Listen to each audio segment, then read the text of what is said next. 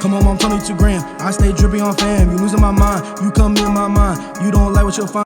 Getting real. I used to spark your seal. That's how I know you feel. I flood your wrist. That's Richard Mill. Ducking the ops. That's Navy SEALs. What's up, guys?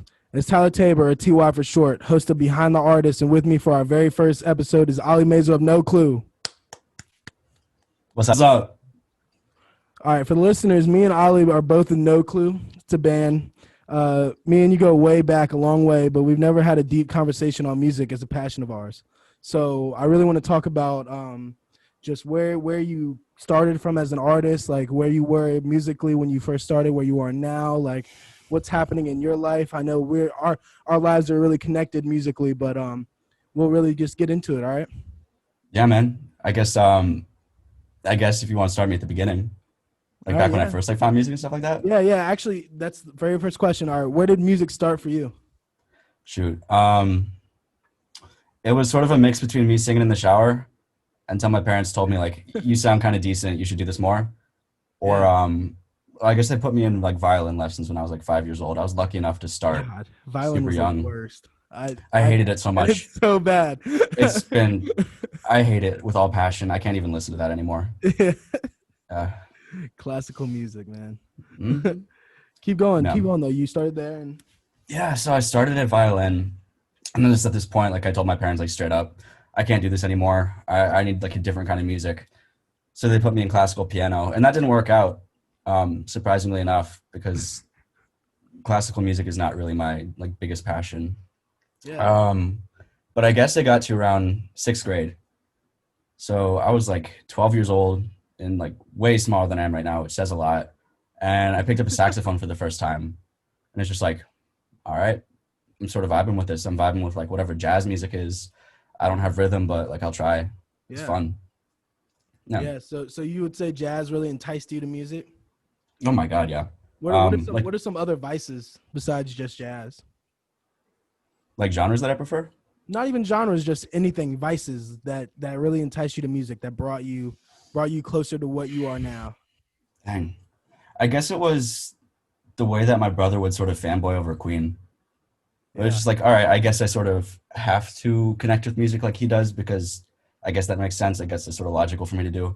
Yeah. So I was like a little kid, always like looking up to my brother as like a source for a lot of music and stuff. And then my music taste got good once I started to develop it for myself. Yeah. I think that music really really hits you harder when you develop the liking towards it, or you develop your own catalog, your own discography, really, in a sense. Oh yeah, man, because it's that stuff that hits you like as a kid, those emotional beats like hits you teenage years. Yeah. And it's just like starting off with Alt J as like a 13-year-old, super edgy, just sort of went from there. Yeah, you know? There's a lot of people that can relate, and I am one of them. Yeah. All right. So just tell me a story when you decided to get serious with music. Like when tell me the story. Tell me where it is, where it was in High Tide Records. For those of you that don't know, he'll probably get into it, to N0clue now, where we're doing some pretty good numbers. Yeah, man. Well, I guess I could say it really started off 2 years ago. Like I've been performing for so long before that, but that was always like character development or making me more creative or something like that. But I went to like an improv show because I was teaching and my coworkers went as well. And then they got me up on stage and there was a guy with a guitar playing something. So I was like, all right, I guess I'll do a song. So I made a song. Was this in America, China, or Taiwan? I can't. Oh, okay. This is when I was living in Taiwan. Okay. Yeah. When I took time off after high school. Nice. Yeah. Because like I did not want to go to college and I still don't. But yeah, I was singing a song called I Don't Know What to Sing. And it lasted like 5 minutes too long. I think it was 8 minutes and like 40 something seconds. Nice. Just like me sitting there singing, like, I don't know what I'm doing. But my girlfriend at the time, she came up to me after I did that and she was like, I think I just fell in love with you all over again. And that really hit me because I've never had that immediate connection with somebody before, and doing it through music felt like I was just opening my eyes to a way of processing the world. Yeah. Yeah, I completely. And I was like, I have to do this every day for the rest of my life because this makes me get things. Yeah, that's awesome. That's awesome, dude. Yeah. Do you have any Any other stories? Even after that, like you came home. I remember that you came home from Taiwan. For those listeners, again, we went to high school together. We've been intertwined through band, through music. So me and him know a lot about each other. When you came home from Taiwan, we didn't even really get together until, I mean, not even 8 months ago, and really start like cooking on music, like to really like get into it. What was that process like for you? And then I'll say what it was like for me. Oh yeah. Well, I guess something I can say about these times is that I don't think anybody was prepared for what it would do to our minds, our bodies, our family connections, our connections with our friends. Yeah, and this is And this so is you get to this 2020. point, Yeah, yeah, it's 2020. And so yeah, you get to this point where it's not even just like the trauma of seeing these numbers all day, but just you have a sort of exhaustion with it too, feeling at 50%. yeah, And so it hit me in June. It hit our other bandmate Neil around the same time. And it's like, all right, let's go back to jamming. Music is something we know. That's how we connect to each other. And you yeah, guys are here. I'm yeah. here. We need to get Neil on the pod for sure. Oh, Yeah, absolutely. yeah, yeah. But 2020, man, that was it. It actually was a blessing and a curse in the same time. I mean, it's a curse for long term, but it was a blessing to be able to get together with you, Neil, Carson, Clay, and be able to just make art. Colby as well, Yeah. make art. And Yeah. it really got us through some hard times through 2020, man. Like just from I mean, everyone knows how it's been for Hmm. us. But Yeah. It's gone from being like tear gas in the beginning of the summer to like releasing yeah, an album at the end. And it's just yeah. like, It's it's nice to finally find a way to process the emotions because it's a that's what this year's spectrum. been. It's just a whole spectrum of just emotions. It Oh, just yeah. got went everywhere, man. Hmm. So yeah, let's get back on topic now. Are there any artists in particular that you can attribute your sound to? Because Oh, so geez. for those of you that don't know Alex's sound, he has a pretty particular sound. It's like it's not necessarily high pitched, but he is able to reach octaves that not many people can reach. Um, and I just really am curious. And he also raps as well. I'm just really curious who you think that you can attribute your artist sound to. I guess All J is the first band that I realized like, yo, I could really play around with my voice here. Yeah, And even if it doesn't sound good, I'm not saying they don't sound good, they sound great. But even if yeah, it doesn't sound like conventionally good, it's still something I could work with. yeah, So I guess that was a little bit of a confidence boost at the beginning. But I guess another way that I sound like I do is because I was in choir for a long time and they tried to put me in like tenor roles and I'm a bass. I have a low voice, so I had to like yeah, fake it. yeah. And so that's just the natural product of what comes out. Wow. So it was rooted in you then. I always thought Yeah. that you were naturally that high. They stuck you they stuck you at tenor and you were really a bass. Yeah. For Yeah, those of I'm you a that don't full know, on bass bass. bass is lower than tenor. For all of Yeah. you non-music heads out there. Yeah, so that's interesting. That's very, very interesting. Yeah, thanks, man. And It was like there were very few things I got out of like chorus or my time there. It wasn't so much connections or enjoying the teacher or the whole process, but yeah, it was just like harmonies too. yeah, Like, like just learning how to hit notes and really be yeah. able to mesh with other people. Like I'm mad inspired by what Billie Eilish does today.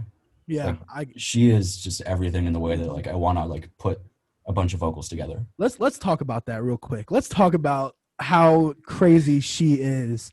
Oh my God. Her layers. So there's a feature on Logic. Everybody who's listening, there's a feature on Logic that you can go on and see the project that Ocean Eyes by Billie Eilish is on.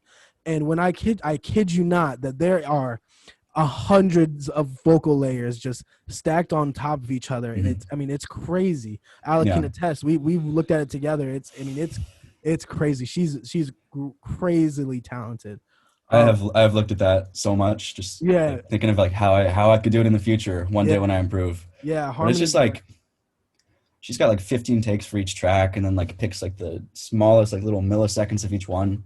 yep. Like that's a level of dedication to the craft like her and Phineas have. Yeah, shout out to Phineas as well, because he is the one that is really the mastermind behind it, but Billy is the talent as well. But it is crazy what they can do together.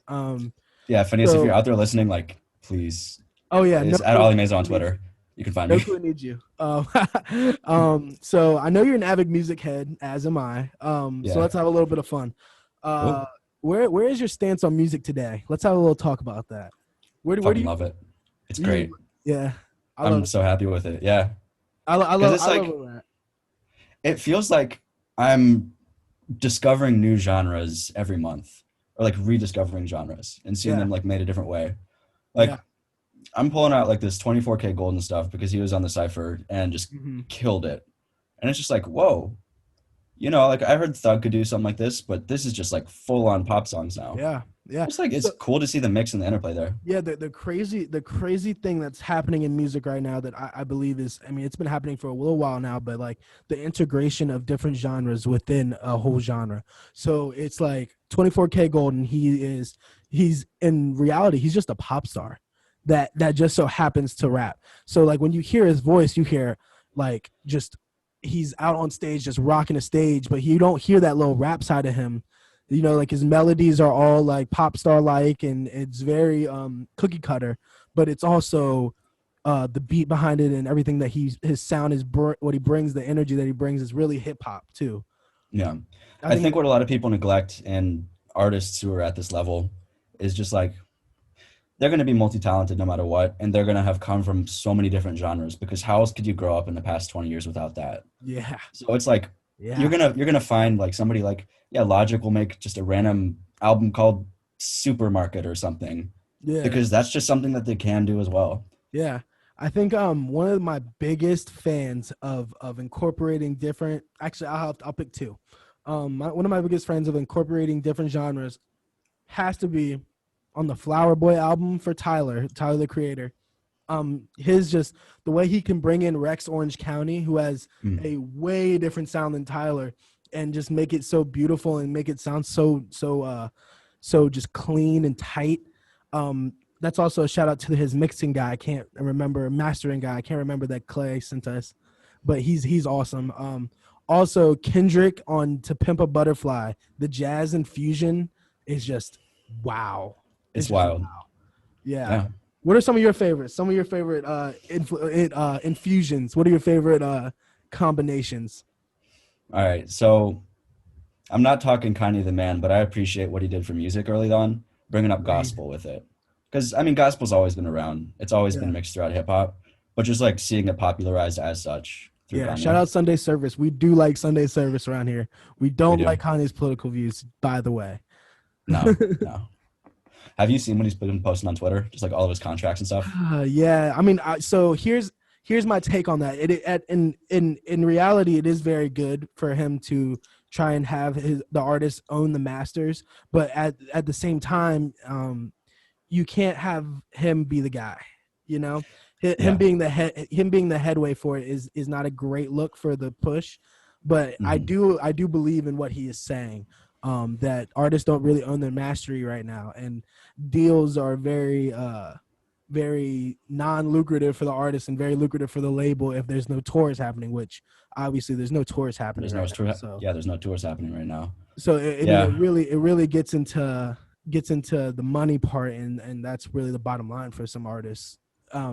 I hope that we can come to a part where we can get a solid percentage. Right now we're independent and we make all of our money, but even DistroKid, it takes a little bit of money from us. So really we're not earning 100% royalties. Hmm. So Plus, at he the end of split the it up day, 6 ways. plus I mean, yeah, split up 6 ways, but as a collective, yeah, we're not earning every single cent of that. Yeah. um I think it's important to recognize like the power of unions for, yeah, I think, the music industry especially. yeah, I do think it's gonna come down to a union or not, and that's just what it's gonna be. I think that's where it's gonna come from. Yeah. Whether And I whether think, Kanye can do that is up for another debate, I think. yeah, I can agree with you there. I think it music sits in an interesting spot between like traditional economy where you have like unions that and also like the gig economy, Yeah, which there's like a lot of self-employment, there's a lot of stuff like that. So arguing for your place within a market as opposed to just like a boss or somebody, yeah, that becomes a little bit more nuanced, a little bit more complicated. So that's yeah, going to be really exciting seeing that play out the next couple years in yeah, music. and especially because me and you are really flourishing, trying to get into this industry and trying to maneuver our way around. It's kind of nice to see how it's going to unfold before we really get going on it. Yeah. So enough talk about that. So let's get a little bit of fantasy here. If you could work with any artist, dead or alive, who would it be and why? Christ. Yeah, it's a hard one. Oh my God. Um, I mean, if Drake can bring up Lil Durk like that, and all the other ones, like Yeah. Drake, where you at? Like him or like Vince Staples, because I find Vince Staples just like Vince everything Staples. about him to be. He's funny. Yeah, He's he's fun. He awesome. brings a good energy. Yeah. Yeah, I think for me, I don't know. It's a really hard question because I have like goats, but I also have some people that I really would think that I would just love working with them so much that it would just overtake what the product would even be. So Yeah. I think I'm gonna have to go with man. Oh man, that's hard. I think I would have to go with Kendrick, man. I think I would have to. Um, I think that Jay-Z is my goat. That's my favorite hip hop artist of all time. But Kendrick, man, his artistry, I could learn so much from him just by being in a room with him. Even just watching him would just be a sight to see. The way he changes flows, the way he tells the producers to change beats is, I mean, it's crazy. His wordplay Yeah. is ridiculous. I feel like you could go full Master Oogway on me with that. Yeah, Yeah. I would learn so much just about songcraft, just about art, just about like even life and culture. Life and culture and yeah, life and culture especially, like the way he views the world is a very, it's a sight to see, man. It's a Yeah. sight to see. Yeah. You know, if you were to pick, all right, so here's another question here, I'll throw down another one. If you were to pick any rising artist to really collaborate with, make a whole album, let's say, what rising artist would you make with, Can would you you define rising artist? define rising artist? So he or he or she just put out their their really like their breakout album. They just put it out. They just put out the breakout album or their breakout single, or they just broke out. They just hitting the scene and they're a rising star. So we're gonna X-nay on J. Cole, we'll X-nay on Kendrick, we'll X-nay on Jay, we'll X-nay on all them, X-nay on Tyler, X-nay on them, and we'll Fair see. enough. Let's see I'd what probably say somebody like Guap Dad, Guap Dad's a good just one. because I appreciate his beats. Yeah, for The those guy has the Guap ear Dad for the for sound that I want. Yeah, yeah, Guap Dad 4000. Plus, he's yeah. got a funny Twitter too. Yeah, yeah, he's a funny guy for sure. Yeah, Um, yeah, dude, Guap Dad just released what did he just release? He released a really good track. he did a little scammer that could back earlier, but he might have done That another might have been one. the one, but yeah, I was actually listening to something of his earlier today or earlier yesterday actually. And it was just it's good. And he's also on Dreamville. I'm pretty sure he signed to Dreamville or he's on the Dreamville album. Yeah, yeah, he's on Dreamville album. He's on I Costa forgot what song Rica. he's on I think he's on specifically. Costa Rica. Possibly, yeah. Yeah, That makes sense. I think he's on Costa Rica. That's a a great album as well. Just as an Hmm. aside, that Dreamville album was crazy. Nuts, Um, absolutely nuts. yeah, I think for me, rising artist, Toby Nwigwe is just I would Oh, in the yeah, studio with him. The energy he brings, the energy his whole collective brings is just crazy. And for those of you that don't know, I think every listener here, I think y'all should pull out your phone, open up Apple Music or Spotify, and search up "Make It Home" by Toby Nwigwe. yeah. It is a masterpiece and it is perfect in every sense of the word. And I kid you not when I say that. Um, My mother's a very Christian woman, but I showed her try Jesus, and she found it to be lovely. and So I think that song is lovely because it really it's great. Yeah. it's my 2020 mood is try Jesus by the way, Yep. because I'm not down for none of the bull that's happening right now, but you know it is Yeah, I'm what losing my patience every minute. I It's lose my gotten bad. patience every other day. Hmm. So lastly, I'll leave the next 5 minutes. You can take it or you can leave it. You can ask me any questions, or you can let the audience know some upcoming music, some upcoming no clue, some upcoming solos, whatever you got going. Just Yeah. or just tell them what you want them to hear. Yeah. So I'll be performing on some open mics soon, and once I get those details sorted out for like next weekend or the weekend after, I'll hit you up. Maybe you can put a plug somewhere on that. Yeah, But otherwise, just stay tuned for like the next 3 months are going to be really exciting for No Clue. yeah, and We're going to do so much together. yeah, Yeah. that's no clue N0clue no clue. Yep. and Hmm. that's the band that me and Alec are in, and we put out some good music. We put out some Yeah, good we music. do. And I'm Um, ready for this next project too, because it's going to be not to spoil it, but there's a whole lot that happened this year that we got to talk about. there's a there's a There's lot a of whole that lot that happened. Yeah. for sure. Hmm. I think that we'll definitely get into a lot of that, and definitely get into a lot of what's happening around us and what's happening in Yeah. our lives as well. Yeah. Um, so yeah, it was great talking to you, man. First podcast down, episode 1 of Behind the Artist. Alec Olimezo. There we go, baby. All Thank right, you. Thank you. sayonara, my man. Yeah. Have a good one. Yeah, you as well. All right, audience. So listen up. If you know any independent artists or that would like free exposure, tell them to contact me at tylermt99@gmail.com. That is TYLERM as in Michael, T as in Tabor at gmail.com. Lastly, I would like to thank all of y'all for listening for the first episode of Behind the Artist. And I truly, truly appreciate you. And I'll see you next time. Thank you. Come on, mom, 22 grand. I stay dripping on fam. You losing my mind. You come in my mind. You don't like what you'll find. You getting real. I used to spark your seal. That's how I know you feel. I flood your wrist. That's Richard Mill. Ducking the ops. That's Navy SEALs.